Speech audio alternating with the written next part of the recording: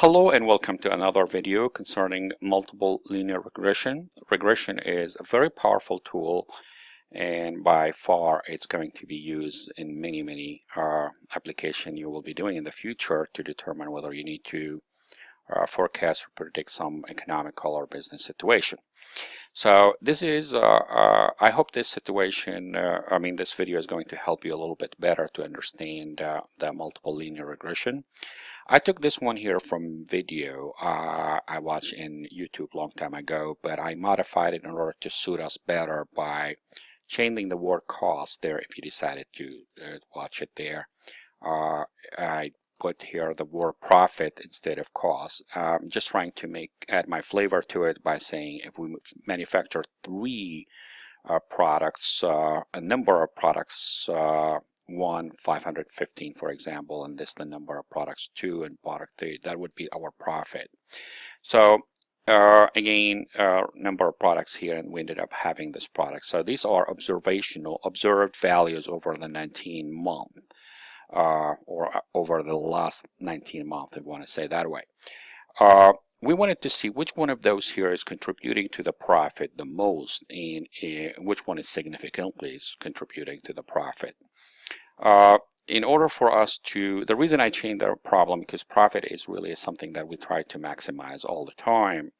Cost, we're trying to minimize it all the time if we can. So regardless of whether we chose profit or a cost here, I wanted to be able to see how we're going to look at the three variables now, x1, x2, and x3, as our independent variable and how they contribute to the calculation of our profit in the future after we create our model. So let's assume this is another one I have to deal with. Let's say I have 1,300 for products 1 that I would like to produce in order to make a good profit, and I have here 700 and I have 850 here.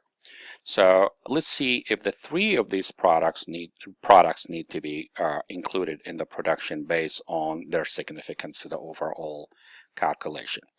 I have been playing with it, so I'm going to go ahead and delete it by going to Home, clear everything, and I'm going to go ahead and run it again in your for you to be able to see what I'm doing here. So I'm going to go to Data, and I'm going to Data Analysis, and we're going to go to Regression, and I'm going to I selected this one here as the Y. I always put Y to the right. I don't know why Excel might give me trouble sometimes when I put X's to the right of the dependent variable. So I always put the independent variable from left and put the dependent variable to the right. And here I already selected the right one. Labels already included. I want it to be at a confidence level of 95.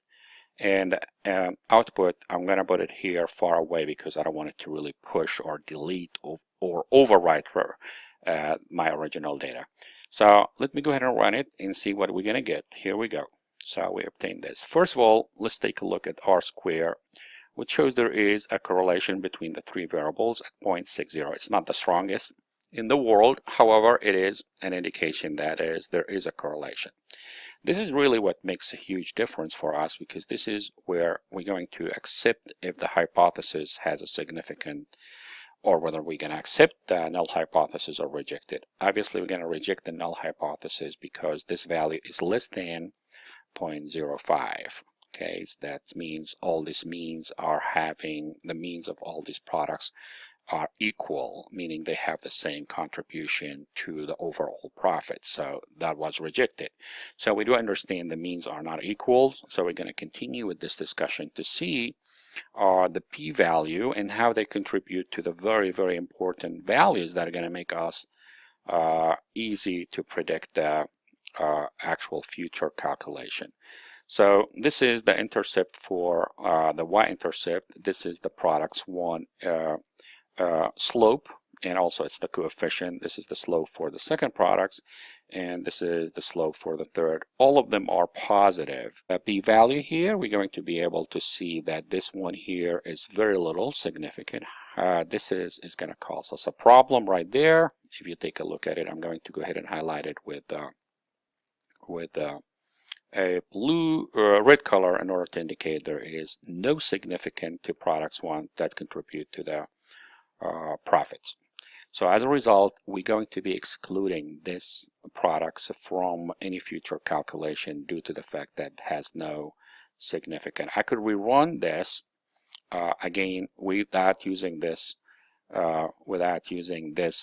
products in my future calculation. I could run that as you know, the model itself without having to use this, but that's why we rejected this immediately. So I'm going to go ahead and accept the last two, knowing that they are both less than 0.05. So this is less than 0.05. It's close to it, but for less than it. And this is, of course, way smaller than this. So what would be the best way to do now? The best way to do is to go ahead and create another run to the model without having to include the coefficient for or the products one completely. So let me go ahead and show you how we're going to do this. We're going to select those. Okay, just select those. This is what we're going to do. So we're going to go ahead and get that data analysis one more time. The regression. I'm going to go ahead and run it. But instead of, this is going to be the same, instead of doing it this way, here we're going to go ahead and only select those two. Here we go. And instead of doing this 22, I'm going to go ahead and push it down to 44. And I'm going to run it, and notice here we have it. So if you take a look at the significant, so the R square is still indicate there is somehow is a good, decent, acceptable correlation. But look at the significant here. It's much smaller than what it used to be. And if you look here at the B value is very small for the intercept. Product 2 is way too smaller than what it was to be in the previous run, and also for product 2. So notice here also for product 2, the contribution to the profit has become higher, and the same thing for product 2 comparing to the one before. And of course the coefficient kind of like a little bit higher to start with. So how are we going to calculate the profit at 700 items for product 2 and 850? We're going to use, of course, the new coefficient, which is going to be this one here, multiply plus, let's go ahead and open a parentheses. It's going to be this multiplied by 700 plus this one here, open parenthesis, just for readability purposes, this one here multiplied by 850. And notice here, this would be our profit based on the fact that this first product is really not contributing greatly to the overall profit. And here we go, we get 43,623.9. And that would be our answer. I really hope you learned something through this, and I hope you enjoyed this videos. I'm going to continue talking about other type of multiple linear regression in future videos. Thank you very much and have a great day.